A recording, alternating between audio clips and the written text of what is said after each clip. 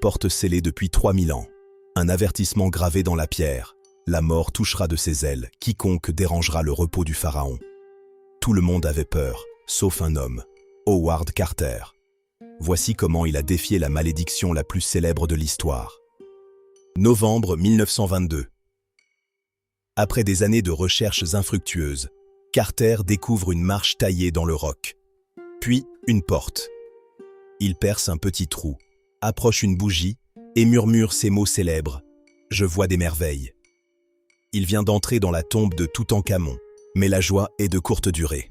Lord Carnarvon, le riche mécène de l'expédition, meurt brusquement quelques mois plus tard d'une piqûre de moustique infectée. Au moment précis de son décès, toutes les lumières du Caire s'éteignent mystérieusement.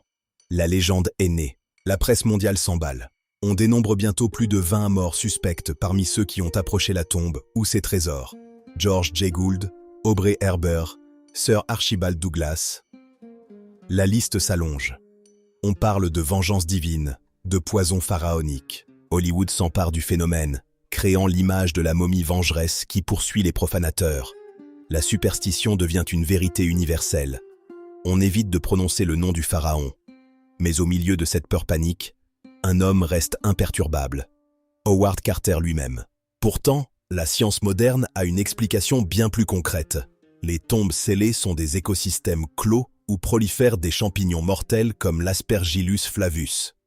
Capables de rester en sommeil pendant des millénaires, ces spores se réveillent dès que l'air frais pénètre. Ce n'est pas tout.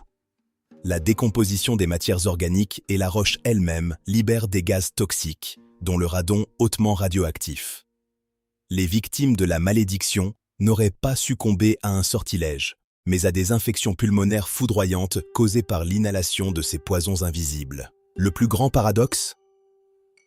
Howard Carter, l'homme qui a passé le plus de temps dans la chambre funéraire, qui a manipulé la momie de ses propres mains, est mort de cause naturelle à 64 ans, 17 ans après sa découverte.